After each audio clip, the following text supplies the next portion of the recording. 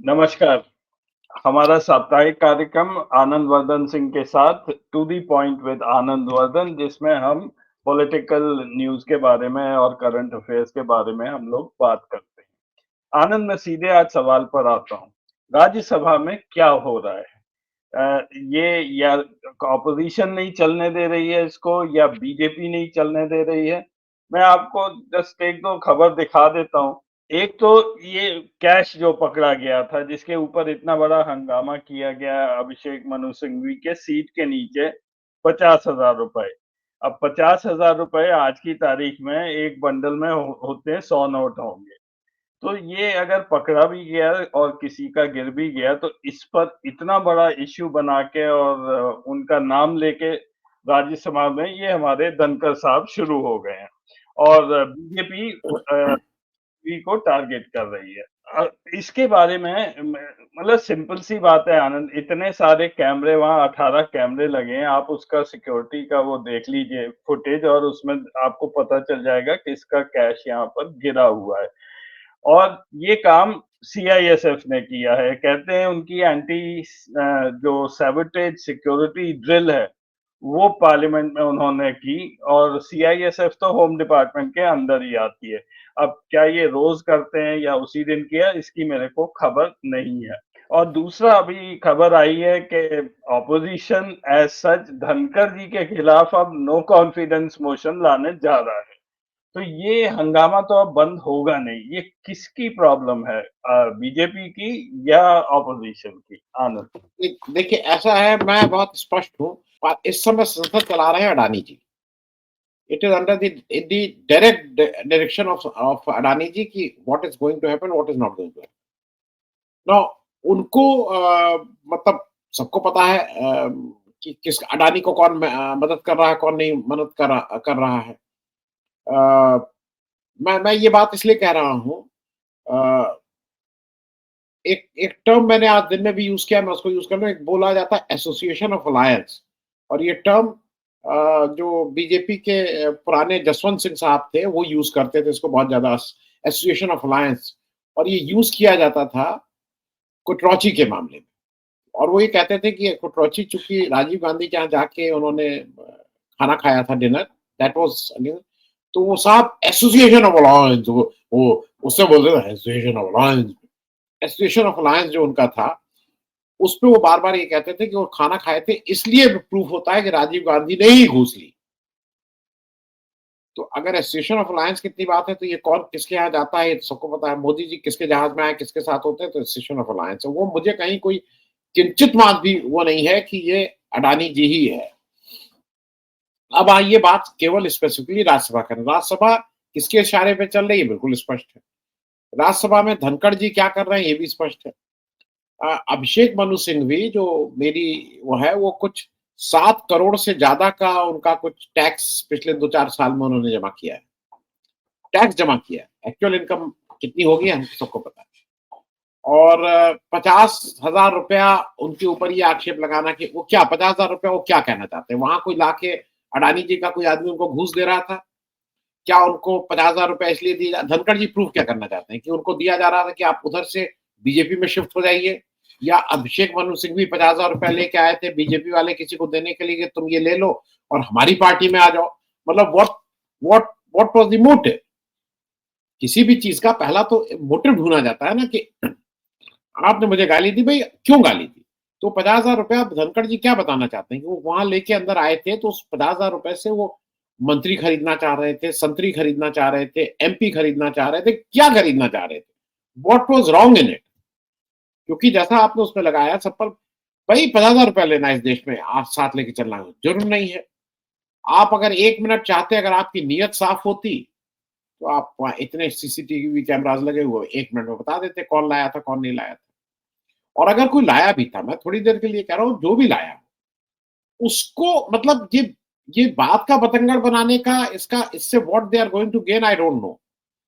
अब रही बात उनके रोज के कंडक्ट की, और वो रोज का कंडक्ट इसलिए है कि आज जो उन्होंने किया वो तो नहीं, रोज ही दिन वो एक नए अपना माइलस्टोन अचीव करते हैं, लेकिन आज उन्होंने उनको लगता है कि सारी अकल धनखड़ जी के पास है। धनखड़ जी क्या करते हैं कि रोज जब मोशन के लिए लोग अपना प्रार्थना पत्र देते हैं, रिक्वेस्ट देते हैं, तो वो उसको कहते हैं नहीं नहीं 20 आ गए और ये हम रिजेक्ट रिजेक्ट। आज उन्होंने एक नया चीज शुरू की। उन्होंने कहा कि नहीं ये इतने आए हैं। अच्छा हाँ, अब उन्होंने 11 बजे से लेके 11:40 तक 40 मिनट ट्रेजरी बेंच के बीजेपी के उन सारे लोगों को टर्न वाइज खड़ा करना शुरू किया और वो बताना शुरू किया कि इन्होंने कहा देखिए जॉर्ज सोरेस और सोनिया गांधी में वो है और इसकी जांच होनी चाहिए। अब वहां बताइए आप, तो वो खड़े होके वो पूरा आरोप पढ़े और माइंडेड ये सब मिनट्स में जा रहा है। Everything is going on record. उस पर उनको कोई दिक्कत नहीं थी। जब वो 40 मिनट का ये खेल खेल चुके, उसके बाद इधर से जब कांग्रेस के लोग शुरू हुए और खड़गे जी, प्रमोद तिवारी, जयराम रमेश, तो उन्होंने नहीं नहीं नहीं नहीं नहीं आप किस रूल के तहत बोल रहे हैं? संजय सिंह को उन्होंने टोका, आप पहले ये बताइए कि किस रूल। तो उन्होंने कुछ 258 नहीं नहीं नहीं उन्होंने नहीं इसमें नहीं बोल सकते। उधर में उनका कोई दिक्कत नहीं थी, इधर दिक्कत थी। और वो इतने ब्लेटेंटली ये पार्टिसन बिहेवियर कर रहे हैं, इतने ब्लेटेंटली कर रहे हैं कि उस कुर्सी को तरस आता होगा कि ये क्या आदमी है। दूसरा, इधर चूंकि कोई इधर बात करे तो इधर nothing will go on record, nothing will go on, इधर का nothing will go on record, उधर का जो जिसको वो कह रहे हैं कि हम इसको नहीं सुनेंगे, उसको भी everything will go on record. तो मेरे ख्याल में ये सांकेतिक है, ये जानते हुए भी कि धनखड़ जी को वहां से जो नो कॉन्फिडेंस मोशन है उसमें कुछ नहीं होने वाला है। लेकिन ये धनखड़ जी को बिल्कुल ये कहने की जरूरत है कि तुम इस समय पार्टीशन बिहेवियर कर रहे हो, तो आप निष्पक्ष नहीं है और इससे ज्यादा और कोई रास्ता नहीं है। तो विपक्ष का एक ये भी हथियार है टू शो देम कि you are partisan and you are not impartial. तो ये एक हथियार के रूप में उनके अगेंस्ट वो लाया जा रहा है। तो मुझे ऐसा नहीं लगता है कि इसमें कोई वो हट जाएंगे, ऐसा कुछ नहीं है। लेकिन यस इट विल बी, ये कहीं दर्ज होगा ना क्यों लाया गया, क्योंकि धनखड़ जी में उनका वो नहीं था। It will go on records. मुझे मालूम नहीं कि इससे पहले कितने वाइस प्रेसिडेंट्स के अगेंस्ट नो कॉन्फिडेंस मोशन लाया गया है।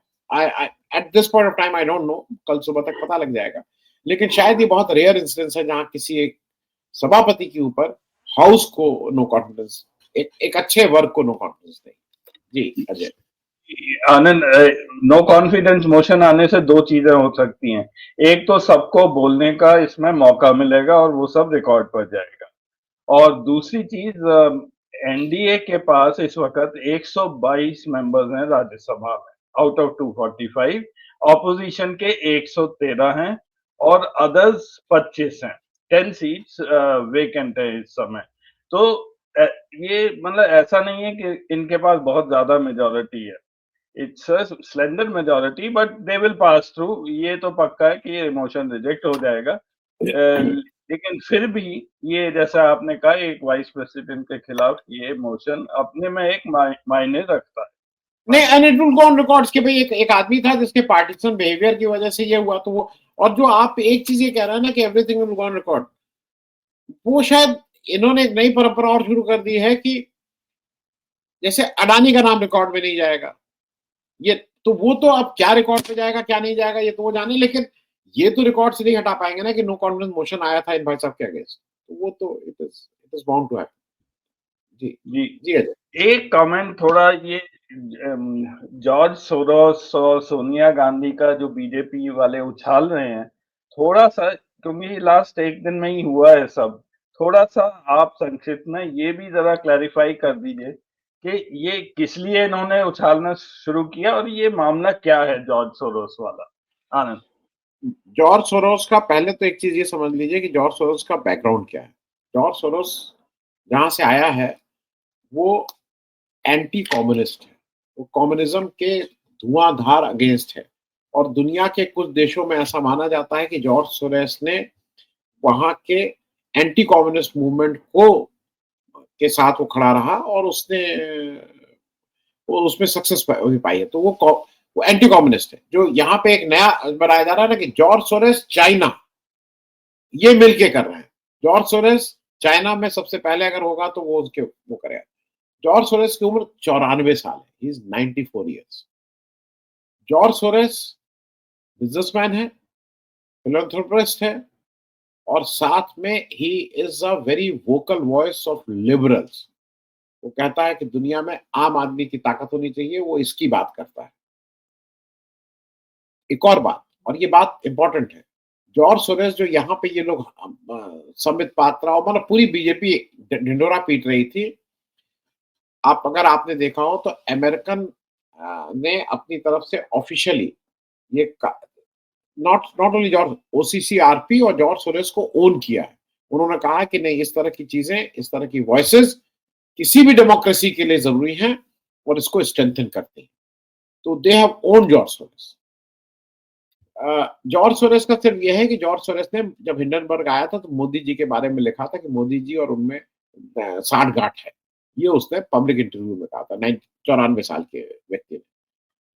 मैं एक चीज और आपको कंपेयर करा दूं, आज जॉर्ज सोरोस कर रहे हैं, बोफोर्स क्या था?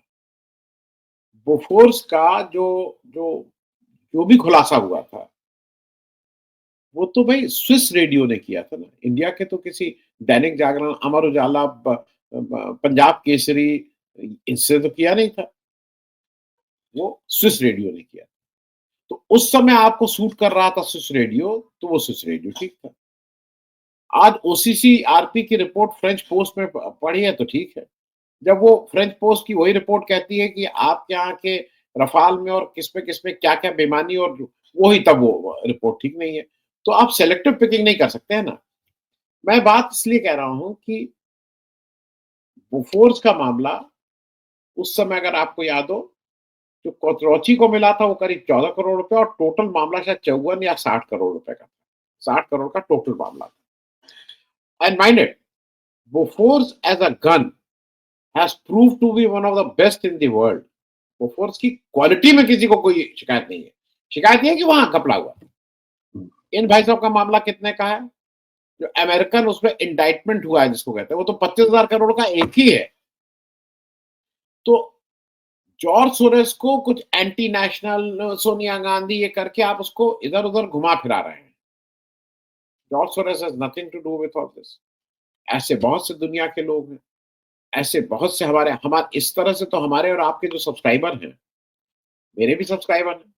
मैं जब उनसे कहता हूँ तो कोई 100 रुपया देता है, कोई 50 रुपया देता है, कोई 500 रुपया देता है, कोई मेंबर बना हुआ है। तो क्या वो भी जॉर्ज सोरेस है? वो भी जॉर्ज सोरेस की फंडिंग है। एनीवन हु थिंक्स कि इस तरह की इंडिपेंडेंट वॉइसेस को ताकत मिलनी चाहिए। And Ajay, you also know it very well कि अगर पिछले 6 साल में किसी ने 100-50 करके अगर वो अलग अलग उसमें कोई 30-40 हजार आदमी रहे होंगे, तो उसमें से शायद हम 10 को भी नहीं जानते। Most of the people are faceless, most of the people we don't know, but they send it, they say कि आप ऐसा काम कर रहे हैं, हम लोग नहीं कर पा रहे हैं, इसलिए आपके साथ खड़े। अगर वो आज वो हमारे सब्सक्राइबर बेस नहीं होता, हमारे सब्सक्राइबर हमारे साथ नहीं खड़े होते अजय, तो ये चैनल नहीं चल सकता है। Let's just be very honest about it. तो ये करेक्ट। एक, हाँ, एक इस तरह के किसी उसको, आपके यहाँ कितने लोग पैसा देते हैं? उसने 12 बिलियन, तो मतलब आपके यहाँ तो पैसा करो और अपनी जेब में डालो। इनके जो A1 A2 दोस्त हैं, ये सब तो कोरोना में ये पैसा नहीं निकालते हैं। आदमी मर रहा है, इन्होंने कोई पैसा निकाला? ये तो उसमें पैसा, हमारे अडानी जी की सबसे ज्यादा जो मतलब जो बैलगाड़ी थी, वो बुलेट ट्रेन हो गई उस समय पैसा कमाने में, जब कोविड हो रहा था। तो ये सब तो उसके हैं। इनका इनको जॉर्ज सोरेस से और उसकी बात करना, इनको शर्म आनी चाहिए। और जी। जॉर्ज सोरेस और वो has nothing to do with this. Adani ji ने वहां से इंडाइटमेंट हुआ है। ये जितनी कोशिश कर लें, मैटर अब देखना ये है कि अडानी जी कितनी जल्दी इस घेरे में फंसते हैं। जी। It's a matter of time, he can not escape that. जी। जी आनंद, अब मैं आज का दूसरा विषय उस पर आता हूँ। ये बड़ा टिपिकल सही मामला है बीजेपी की वॉशिंग मशीन का। लेकिन इस बार अजीत पवार जी जब डिप्टी सीएम बन गए, उसके बाद इनकी ये सब चीजें माफ की गई थी। 1000 करोड़ रुपए का इनके ऊपर केस चल रहा था, आईटी डिपार्टमेंट, वो खत्म कर दिया गया। और यहाँ पे केवल आनंद, मैं लिंकेज दिखा रहा हूँ कि जो अक्टूबर 21 में इनके ऊपर ये केस डाला गया था आईटी के बाद, और ये 7-8 महीने बाद इन्होंने ये गवर्नमेंट से बाहर आ गए थे जून 2022 में। उसी समय इनके ऊपर और भी कई केस थे। एक और 184 करोड़ का था, ईडी के भी केसेस थे। ये सारे केस अक्टूबर 2021 के आसपास बीजेपी ने किए और ये 8 महीने बाद तोड़ के आ गए।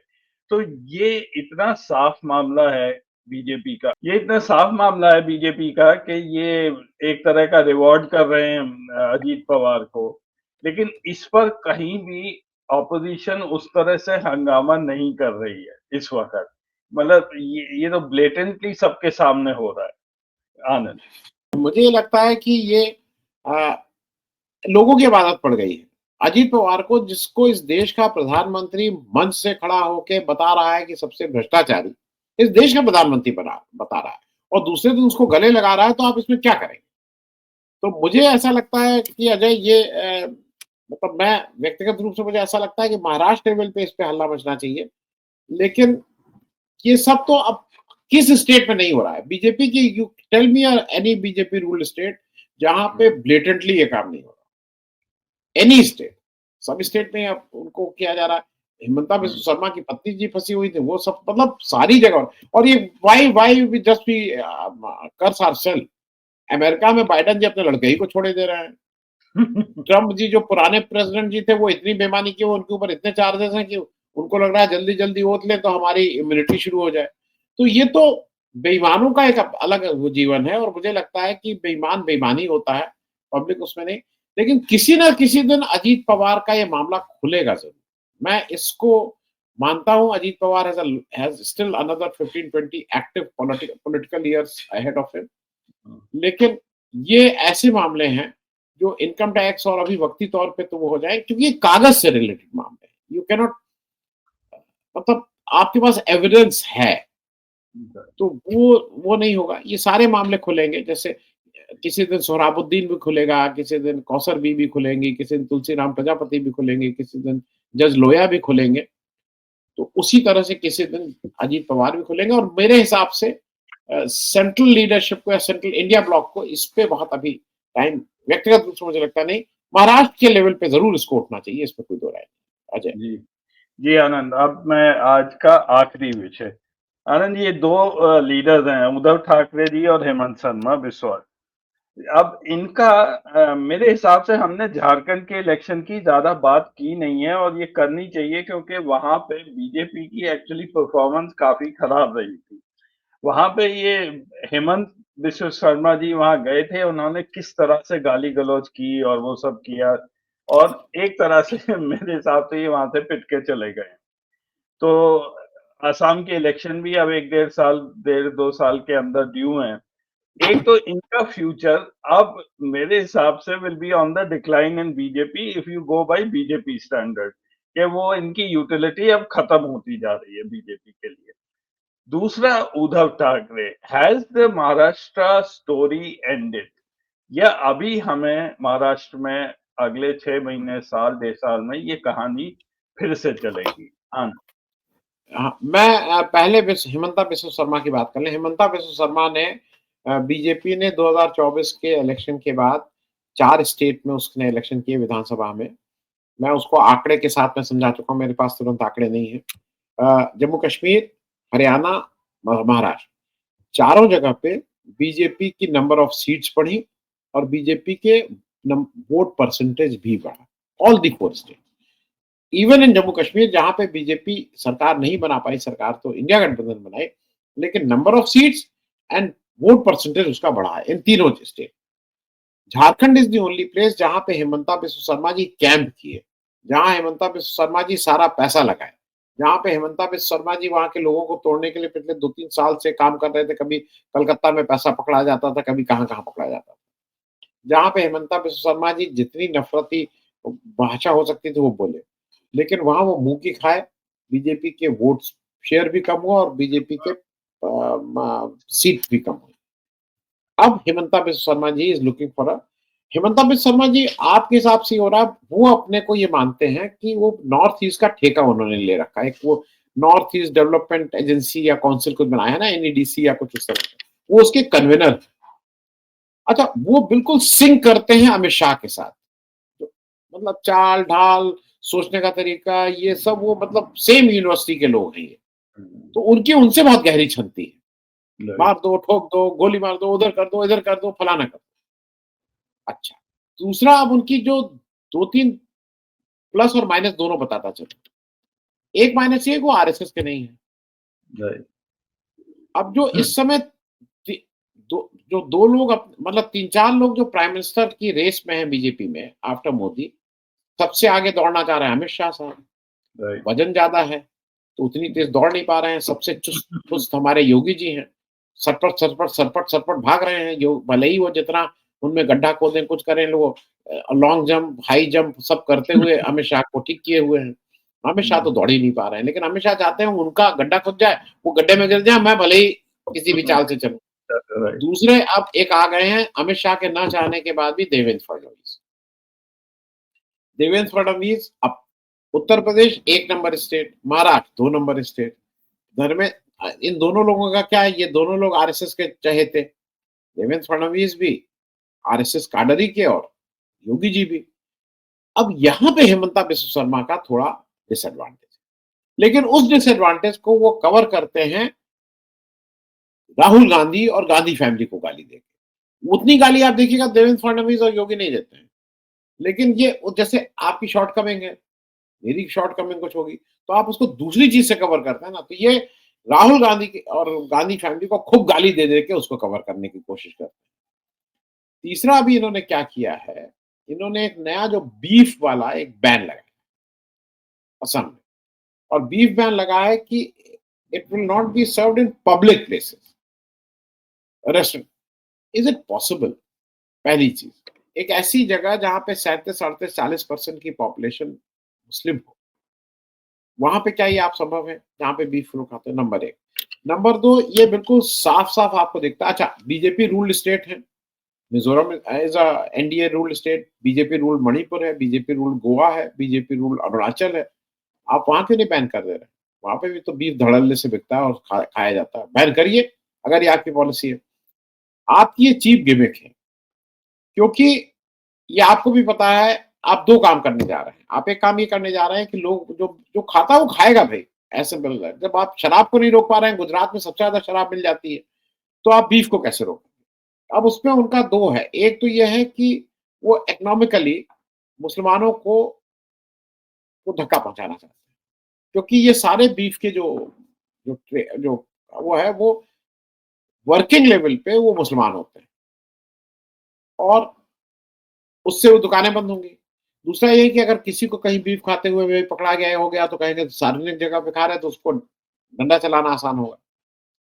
ये भूल जाते हैं हेमंता बिस्व शर्मा जी, इस देश के जो सबसे बड़े बीफ एक्सपोर्टर्स हैं वो हिंदू हैं। नाम मुसलमानों का रखे हुए हैं, अल कबीर, अल वाना, हाँ, अल करके ये सब हिंदू रखे हुए हैं। कोई खंडेलवाल साहब हैं, तो कोई कपूर साहब हैं, तो कोई फलाना साहब हैं, ये सब हिंदू हैं। और एक और चीज बता दें, देश के बड़े-बड़े जो स्लॉटर हाउस हैं, वो उत्तर प्रदेश के मुजफ्फरनगर और उन्नाव में लोकेटेड है। ये सब ध्यान रखिएगा। तो हेमंता बिस्व शर्मा जी, मुझे ये लगता है कि कुछ एक बेवकूफ़ी का काम कर रहे हैं।